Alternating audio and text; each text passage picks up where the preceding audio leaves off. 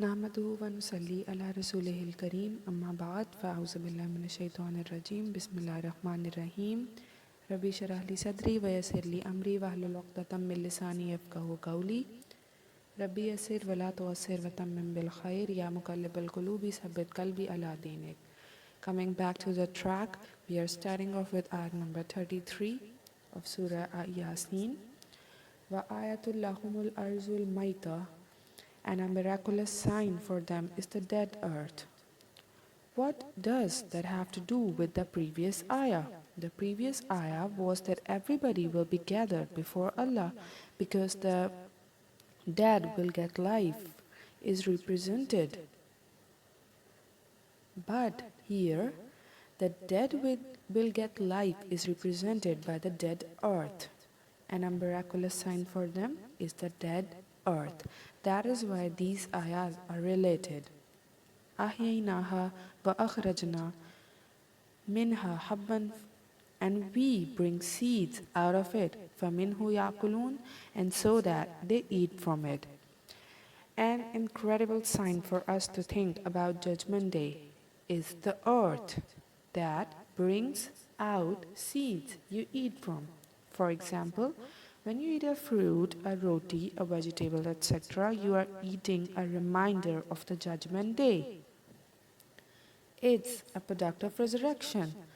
By the way, Allah highlighted seeds. When you eat fruits, what gets stuck into your mouth? It's the seed. Seed reminds you of Judgment Day. Don't just enjoy the fruit. There is a seed like you that's gonna be buried. Allah also revives the concept of Inna nahnu nuhyil mauta, we gave life to the dead. Another thing I want you to understand is that when Allah talks about nature in Quran, it's never talked about in isolation. Reflect and think deeply. When Allah talks about nature, He is not only talking about nature. Here, He is talking about earth, but also human beings coming back to life too. There's always a connection between natural reality and spiritual reality. That's what the Quran does constantly. Nature and spirit can't be separated. Earth is compared to a believer. Just like the earth comes to life, the believer came running when he got the right message. The earth gives seeds so you consume and get benefit from the. Similarly, the believer gave message to benefit others. وَجَعَلْنَا فِيهَا جَنَّاتٍ مِّن نَخِيلٍ وَعَنَابٍ فَجَّرْنَا فِيهَا مِنَ الْعُيُونِ. We put gardens in the earth made up of palms and made up of grapes, and we made all manners of water, whether it be springs or waterfalls, gush out of earth. Now, this imagery, just play the video in your head. Date palms, waterfalls. Does Quran talks about it in other contexts? When it's describing paradise, isn't it? Now the exact same language is used to describe this world. Why? Because this world is supposed to be a preview of Jannah. As a matter of fact, Jannah is a spiritual truth, and palm trees, waterfalls, etc., these are physical, materialistic truths. I told you every time Allah talks about a physical truth, He is tying it to a spiritual truth. Jannah would not be motivating if Allah did not describe it in a worldly terms. If Allah did not say they will have fruits they got to pick from and flesh of bird that they are going to love. Now, if you have no idea what a delicious fruit is, if you have no clue what a delicious flesh is, then all of these ayat about Jannah are irrelevant. They don't mean anything to you, even though the spiritual truth of Jannah is far, far more enhanced than anything you have ever seen in this entire world. لِيَأْكُلُوا مِنْ ثَمَرِهِ وَمَا عَمِلَتْهُ أَيْدِيهِمْ أَفَلَا يَشْكُرُونَ. So we did all of this so they can just eat from its fruit, and their hands didn't make these fruits. So will they not be grateful? Okay, their hands didn't make these fruits is related to water. The water that grows fruits is not our handmade thing. So water itself is compared to the Quran. Quran coming from the sky, and water is also coming from the sky in a form of rain. Alright? Quran brings dead heart to life. Water brings dead earth to life. Water purifies our bodies and Quran purifies our souls. Water resurrects from earth. Quran says one day we all will be resurrected. So there is a huge similarity, and water is always compared to Quran. Now Allah says, so they can eat fruits which water has grown, but they did not made water themselves with their own hands. Just like in the beginnings of Surah, Quran is not the work of a human being. Then he says, Afala yashkurun, are they not grateful? Allah here is not asking us to be grateful for fruits. He is asking us to be grateful of physical truths, and He is also making us grateful for spiritual truth, to which it is tied.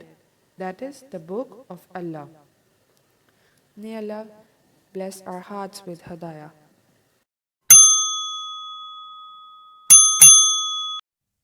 اعوذ باللہ من الشیطان الرجیم بسم اللہ الرحمن الرحیم۔ السلام علیکم ورحمۃ اللہ وبرکاتہ۔ رب اشرح لی صدری ویسر لی امری واحلل عقدۃ من لسانی یفقہوا قولی۔ آج ہم پڑھیں گے آیت 33 سے 35۔ وَآیَاتٌ لَهُمُ الْأَرْضُ الْمَيْتَةُ أَحْیَجْنَا وَأَخْرَجْنَا مِنْهَا حَبًّا فَمِنْهُ یَأْکُلُونَ۔ ترجمہ، اور نشانی ان کے لیے بنجر زمین، زندہ کیا ہم نے اسے اور نکالا ہم نے اس میں سے اناج، سو اس سے وہ کھاتے ہیں۔ اور ایک نشانی ان کے لیے یہ بنجر، مردہ زمین۔ یہ لفظ مردہ سے ہمارے ذہن میں یقیناً آ گیا ہوگا کہ یہ مردوں کی باتیں ہو رہی ہیں، اور ویسے تو یہ وہ چیزیں ہیں جو ہر صاحب عقل دن رات دیکھتا ہے، لیکن بعض دفعہ کچھ لوگ سوچتے کم ہیں، غور نہیں کرتے، تو ان کو پھر احساس دلایا جاتا ہے کہ آؤ تم نشانیوں کی بات کرتے ہو، معجزے مانگتے ہو نبی سے، تو پھر دیکھ لو ایک بہت بڑا معجزہ جو دن رات تم دیکھتے ہو۔ وہ کیا ہے کہ زمین مردہ ہوتی ہے۔ کون سی مردہ زمین؟ جس کے اندر فصل نہیں ہوتی۔ جن کا بھی زمینوں سے تعلق ہے وہ یہ بات بخوبی جانتے ہیں کہ فصل جب کٹ جاتی ہے تو زمین بالکل ایک مردگی کا تصور دیتی ہے۔ اللہ سبحانہ تعالیٰ فرماتے ہیں ہم نے اسے زندہ کیا۔ لفظ ہم نے پہ غور کریں۔ کوئی کسان، کوئی مالی کتنی بھی محنت کیوں نہ کرے، جب تک اللہ تعالیٰ نہ چاہے اس زمین کو زندگی نہیں مل سکتی۔ ہم زندہ کرتے ہیں۔ اس سے پتہ چلا کہ اللہ نہ صرف یہ کہ انسانوں کی زندگیوں کا مالک ہے، بلکہ کائنات کے اندر ہر چیز کو زندگی دینے والا، عطا کرنے والا وہی ہے۔ پھر کیا ہوا؟ جو ہی اس میں زندگی آ گئی، ہم نے اسے زندہ کیا اور پھر نکال دیا اس میں سے دانہ، پھر اس میں سے وہ کھاتے ہیں۔ یعنی کسان جو بیج ڈالتا ہے اس کی بالیاں زمین کے جگر کو چیرتی ہوئی اندر چلی جاتی ہیں اور چند مہینوں میں کئی دانوں کی صورت میں واپس پلٹا دیا جاتا ہے۔ اس ایک انسان کی محنت کو اللہ تعالیٰ اس طرح رنگ لگاتا ہے کہ دیکھو تم نے جو بھی محنت کی، جو کوششیں کی، اللہ تعالیٰ نے اس کو واپس دیا۔ کس بات کی دلیل ہے؟ کہ آج دنیا میں ایک دانہ ڈال کر جب ہزاروں لاکھوں دانے مل جاتے ہیں، تو کیا اس رب کے لیے قیامت کے دن تمہارے ایک نیک عمل کو بڑھا کر ان گنت نیکیوں میں بدلنا مشکل ہے؟ بالکل ممکن ہے۔ جو لوگ یہ سوچتے ہیں نا کہ کیسے ہوگا، کیوں ہوگا، ہم کیسے ہوں گے، ہم تو یہ ہیں، ہم تو وہ ہیں، تو وہ جا کر باہر فصلوں کو دیکھ لیں کہ کس طریقے سے کائنات کے اندر پھیلا ہوا یہ نظام بول بول کے بتا رہا ہے کہ لوگو تم جو کرتے ہو اللہ ضائع نہیں کرتا۔ تمہاری ایک ایک کوشش اللہ کے نام پر قرض ہے۔ تم ایک نماز پڑھتے ہو، تمہیں تو یاد بھی نہیں ہوگا کب سے پڑھنی شروع کی، کتنی چھوٹی، پچھلی زندگی میں اللہ نے تمہاری ایک ایک چیز امانت کے طور پہ رکھی ہوئی ہے، اور کل قیامت کے دن اسی کا پھل تم کھاؤ گے۔ فَمِنْهُ يَأْكُلُونَ۔ اگر اس اینگل میں دیکھیں تو جنت کی نعمتیں انسان کو محنتوں کے بدلے میں ہی تو ملنی ہیں۔ ایک اور نشانی، وجعلنا فیہا جنات من نخیل وعناب وفجرنا فیہا من العیون۔ ترجمہ، اور بنائے ہم نے اس میں باغات کھجور کے اور انگور کے، اور جاری کیے اس میں سے چشمے۔ یہ 2 فصلیں وہاں اگتی تھیں، اس لیے قرآن پاک میں ان کا کثرت سے ذکر ہے۔ اس کا یہ نہیں مطلب کہ کھجور انگور اسلامک پھل ہیں، سارے پھل ہی اسلامک ہیں، صرف جس علاقے میں قرآن پاک نازل ہو رہا تھا وہاں جو چیزیں اگتی تھیں، جو لوگوں کو عادت تھی دیکھنے سننے کی، اسی کا یہاں تذکرہ کیا گیا ہے۔ پھر فرمایا، اور جاری کر دیے ہم نے ان کے بیچ میں چشمے۔ مکہ کی زمین بالکل خشک تھی، کوئی پانی کا نام نہیں تھا، لیکن کہیں کہیں پانی کا کوئی چشمہ اگر پھوٹ پڑتا تو لوگوں کے لیے وہ زندگی کا پیغام ہوتا تھا۔ لوگ وہاں رہنا پسند کرتے تھے جہاں پانی ہو۔ اگر مکہ کی تاریخ سنیں تو اس میں حضرت اسماعیل اور بی بی ہاجرہ جب وہاں بسائے گئے تو زمزم کا چشمہ تھا، جس کی وجہ سے وہاں آبادی شروع ہوئی، اور اس دور میں لوگ چشموں کے مالک ہوتے تھے۔ جس کی زمین میں نکل آتا تو گویا کہ لاٹری نکل آئی ہماری زبان میں، تو پھر لوگ اس سے فائدہ لیتے تھے۔ اللہ تعالیٰ کہتے ہیں، تم نے کبھی ان چشموں پہ غور کیا کہ یہ کہاں سے آتے ہیں؟ یہ زمین کے آنسو ہیں یا پہاڑوں کے آنسو ہیں؟ کہاں یہ خشک بنجر زمین کے اندر اوپر سے خشکی کی وجہ سے زمین ایسے پاپڑ کی طرح ہوئی کہ جیسے ہاتھ لگانے سے جھر جھر جا رہی ہے، لیکن اس کی اندر سے پانی نکلنا، کبھی غور کیا تم نے؟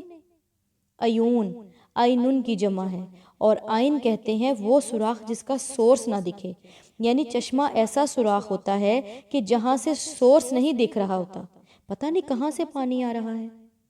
عموماً دیکھیں نا، ہمارے پاس جو بھی پانی کا انتظام آتا ہے تو ہمیں پورا سیوری سسٹم پتہ ہوتا ہے، یہاں سے پائپ جا رہے ہیں، وہاں سے جا رہے ہیں، ایک پوری ٹیکنیک ہے۔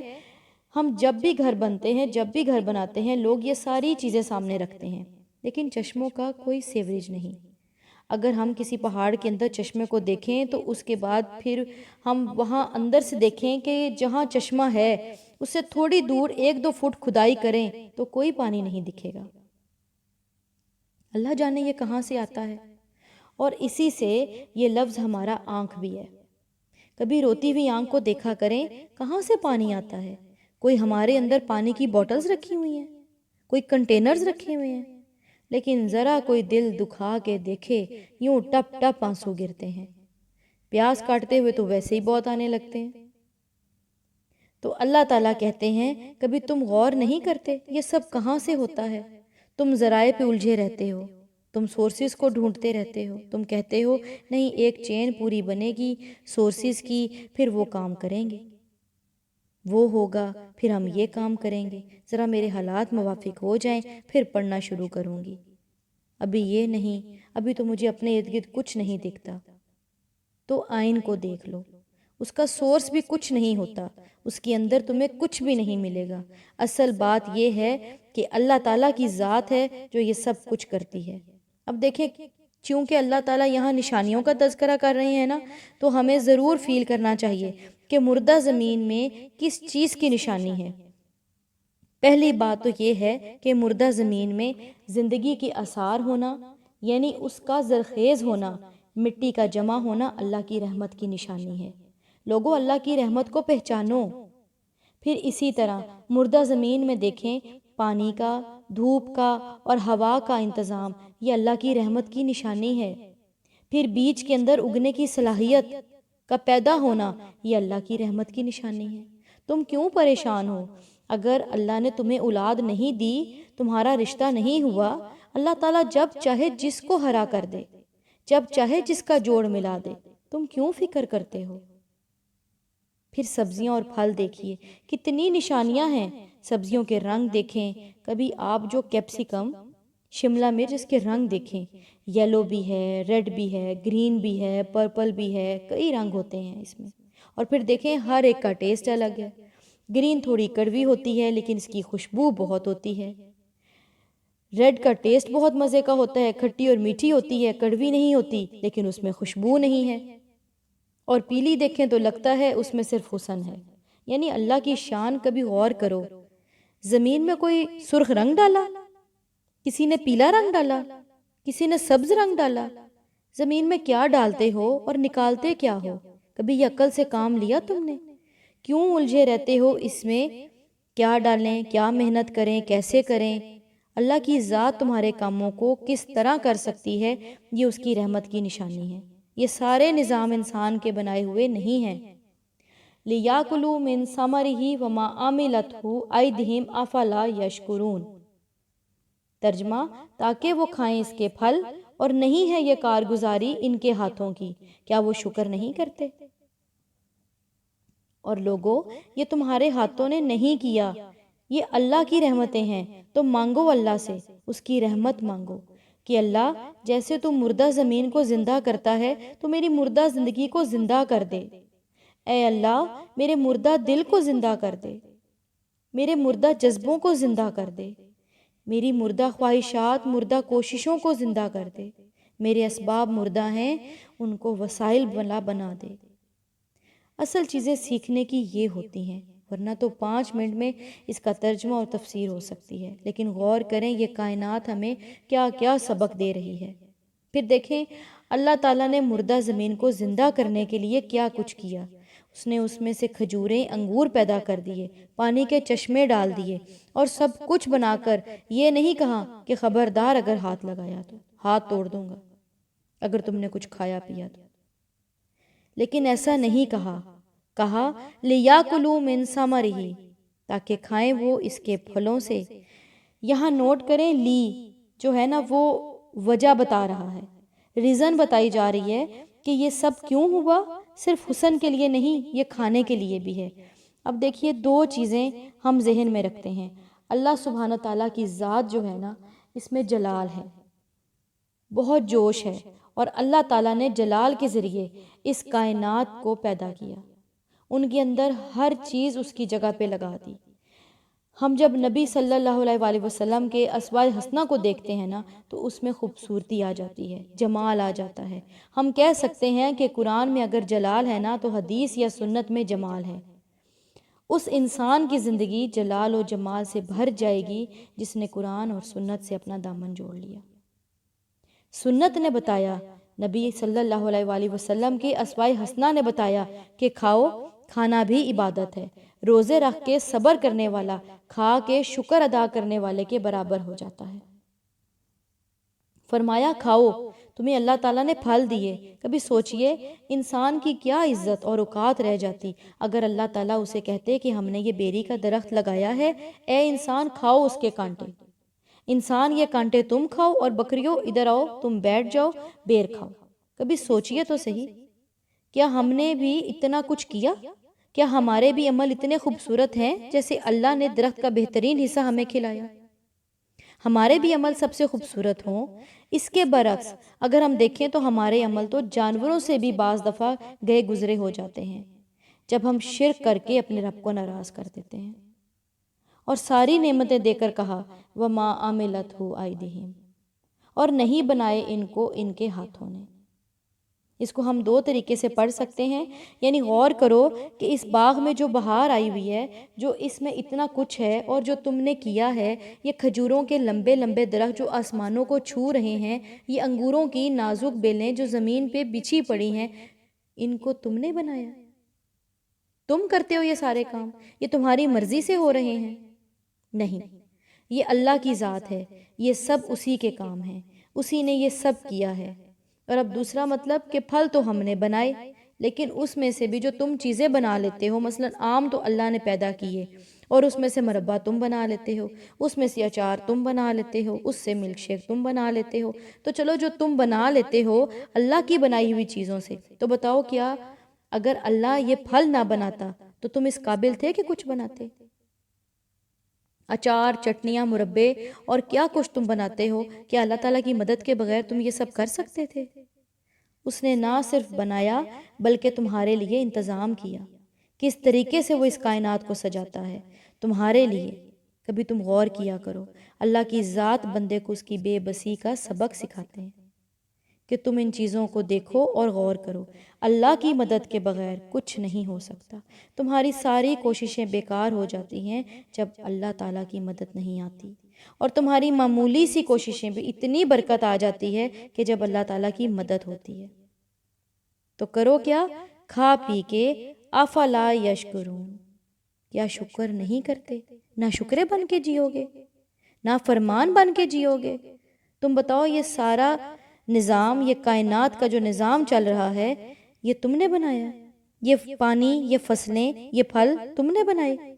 یہ سب کچھ اس ذات کے ہاتھ میں ہے، یہ سب اس کی باتیں ہیں۔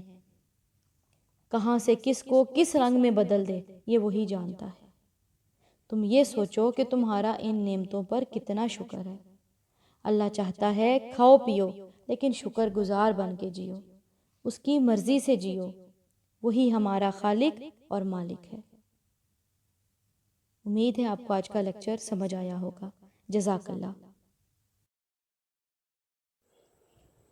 Assalamu alaikum warahmatullahi wabarakatuh. To support our goal, like, subscribe and share our videos, and don't forget to click the bell icon. Allahu Akbar Kabira. Jazakallah.